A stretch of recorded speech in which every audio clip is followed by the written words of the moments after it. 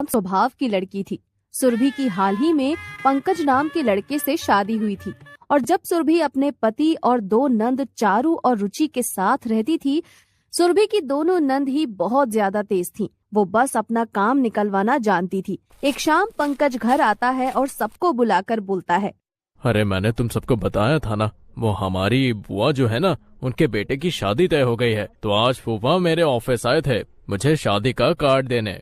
अरे फूफा जी, घर क्यों नहीं आए? घर आकर कार्ड देते ना। भैया, मैं नहीं जाऊंगी, मेरा मन नहीं है और ना ही मेरे पास कोई अच्छे कपड़े हैं।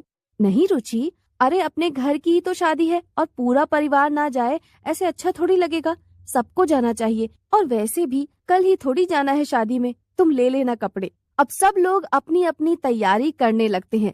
कुछ दिनों बाद जब सभी लोग शादी के लिए तैयार होकर घर से निकल रहे होते हैं तो सुरभि एक बहुत सुंदर सा लहंगा पहनकर अपने कमरे से बाहर आती है। अपनी भाभी का लहंगा देखकर दोनों नंद चौंक जाती हैं।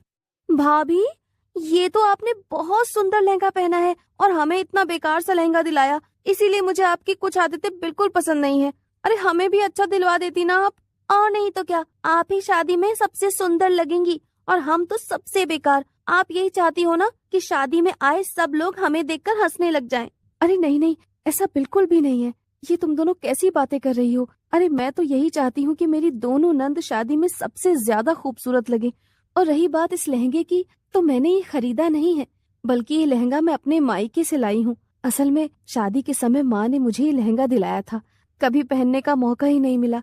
और अब जब मेरे पास इतना अच्छा लहंगा था तो मुझे नए लहंगे की जरूरत ही क्या थी। अपनी भाभी के लहंगे पर रुचि और चारू दोनों की ही आंखें अटक गई थी। उन दोनों को अपनी भाभी का लहंगा बहुत अच्छा लग रहा था। शादी से आने के बाद भी दोनों अब बस अपनी भाभी के लहंगे की ही तारीफ कर रही थी। कुछ दिनों के बाद चारू को शादी में जाना था। आज से पहले मुझे किसी भी शादी में जाने की इतनी खुशी नहीं हुई है जितनी आज हो रही है। मैं इतने समय से मौका ढूंढ रही थी कि मुझे कोई मौका मिले जब मैं अपनी भाभी का लहंगा पहनूं, और वो मौका अब मुझे मिल ही गया है। मैं अपनी दोस्त की शादी में वो लहंगा पहनूंगी। मैं ही पूरी शादी में सबसे ज्यादा सुंदर लगूंगी। चारू बहुत ही खुश थी कि वो अपनी भाभी का लहंगा पहनने वाली है। चारू खुशी खुशी अपनी भाभी के कमरे में जाती है तो वहाँ देखती है कि पहले से रुचि लहंगा पहनने के लिए खड़ी है। ये देखकर चारू अपनी भाभी से गुस्से में बोलती है, भाभी ये क्या है? ये लहंगा मैं पहनने वाली थी, फिर इस रुचि ने क्यों पहना है? ये लहंगा तो जैसे मेरे लिए ही बना है, इसीलिए तुम इस लहंगे के सपने देखना छोड़ दो और मुझे दो ये लहंगा। मैं पहनूंगी अपनी दोस्त की शादी में। मैडम, क्या आप भूल गई हैं कि जिस दोस्त की शादी में आप ये लहंगा पहनना चाहती हैं उसमें मुझे भी जाना है, क्योंकि वो मेरी भी दोस्त है। और भाभी से ये लहंगा मैंने पहले ही मांग लिया है, इसीलिए ये लहंगा तो मैं ही पहनने वाली हूँ। ऐसे कैसे तुम पहनोगी? अरे मैंने कब से बोला हुआ है, उस दिन ही बोल दिया था जब बुआ के बेटे की शादी थी। तो अब तुम यहाँ ज्यादा तेज मत बनो, क्योंकि तुम्हारा तेज बनना किसी काम आने वाला नहीं है। भाभी, आप खुद ही से बोल दो ना कि ये लहंगा मैं पहनूंगी। देखो, मैं बहुत समझदार हूँ और मुझे पता है कि ये लहंगा तुम दोनों ही पहनना चाहती हो, तो अब इसका फैसला भी तुम दोनों ही करो। मुझे मत घसीटो अपने बीच। और हाँ, मेरी माँ के देहांत के बाद अब यही उनकी आखिरी निशानी है मेरे पास, इसीलिए मेरे लहंगे का जरा ध्यान रखना। सुरभि अपने कमरे से चली जाती है और फिर दोनों नंद आपस में बात करके तय कर लेती हैं कि किसे पहनना है। चारू लहंगा पहनने के लिए चली जाती है और रुचि शादी में ही नहीं जाती। ऐसे ही अब दोनों नंद को कहीं भी किसी की भी शादी में जाना होता तो वो अपनी भाभी का ही लहंगा पहनती थी। ऐसे ही कुछ दिनों बाद सुरभि और पंकज की शादी की सालगिरह होती है।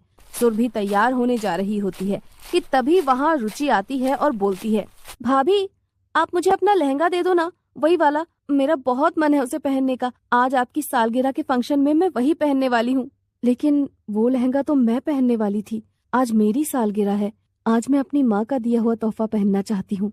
भाभी, अरे वो आपका ही लहंगा है। मैं समझ रही हूँ कि वो आपकी माँ ने आपको तोहफे में दिया था, लेकिन मैं कौन सा हमेशा के लिए मांग रही हूँ आपसे। अरे आपका ही है, आप जब मन करे तब आप पहनना, लेकिन आज मुझे पहनने दो ना प्लीज। लेकिन रुचि, क्या भाभी आप भी ना इतनी सी बात के लिए कितने बहाने बना रही हैं। मुझे पता है कि आपका मन नहीं है लहंगा देने का, तभी आप बहाने बना रही हैं। कोई बात नहीं, छोड़ो। अरे नहीं सुरभि, ऐसा नहीं है। अच्छा चलो ठीक है, अगर तुम्हारा इतना ही मन है तो तुम ही पहन लो। सुरभि उदास होकर तैयार हो रही थी। ये देखकर पंकज बोलता है, ये क्या है सुरभि, जब तुम अपना लहंगा पहनना चाहती थी तो क्यों दिया रुचि को? तुमने बस एक बार ही पहना है, उसके बाद अभी तक तुम नहीं पहन पाई हो। अरे मुझे पता है कि तुम अपनी ननद को बहुत मानती हो, लेकिन अपनी तो खुशियों को कुर्बान मत करो ना। अरे रुचि खुश थी, इससे ज्यादा मुझे क्या ही चाहिए। मैं खुश हूँ अभी ऐसे ही। सुरभि अपनी नंदों के लिए एक बार भी नहीं सोचती थी, लेकिन वहीं सुरभि की दोनों नंद उसके बारे में ही नहीं सोचती थी। ऐसे ही दिन निकल रहे थे। कुछ दिनों बाद चारू चुपचाप दबे पांव अपनी भाभी के कमरे में जाती है और अपनी भाभी का लहंगा लेकर तैयार होने लगती है।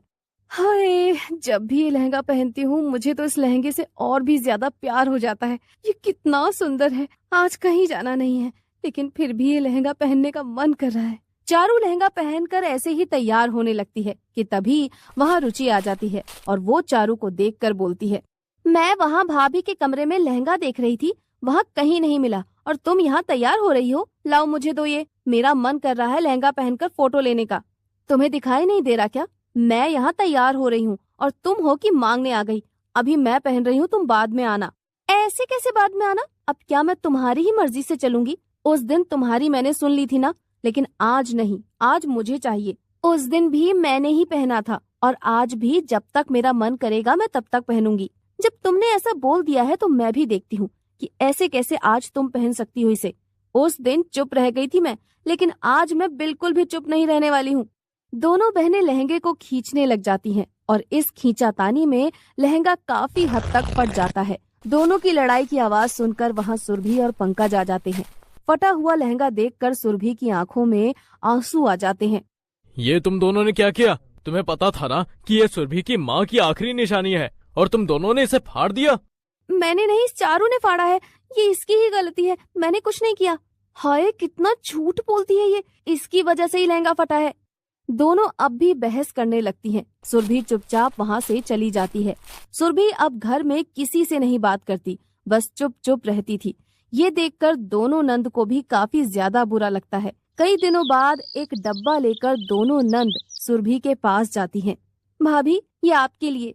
हाँ भाभी, इसे देखिए। नहीं, मुझे कुछ नहीं चाहिए। अरे भाभी, खोल कर तो देखो। हाँ भाभी, हमारे लिए एक बार खोल कर देखो ना। रुचि और चारू के इतना जिद करने पर सुरभि डब्बा खोलती है और उसमें वही लहंगा था जो अब बिल्कुल ठीक हो गया था। सुरभि बहुत खुश हो जाती है। भाभी, हमें माफ कर दो, हमारी वजह से आपकी माँ की आखिरी निशानी खराब हो गई थी। हमने ठीक करवा दी है भाभी, और अब तक हमने जो किया उसके लिए हमें माफ कर दो। आज के बाद हम कभी ऐसा नहीं करेंगे। अगर तुम्हारी वजह से लहंगा खराब हुआ था तो तुम दोनों ने ही ठीक किया है, इसीलिए अब माफी मत मांगो। मैं बहुत खुश हूँ। इसी के साथ भाभी का लहंगा भी ठीक हो जाता है और दोनों नंदों को अपनी गलती का भी एहसास हो जाता है। आज भाभी के साथ ऐसा प्रैंक करूंगा कि मजा ही आ जाएगा। रोहन और उसकी भाभी सरिता एक दूसरे के साथ प्रैंक करते रहते हैं। सरिता रोहन से 2 साल बड़ी है और जब से सरिता इस घर में बहू बनकर आई है तब से रोहन के साथ उसकी पक्की दोस्ती हो गई है।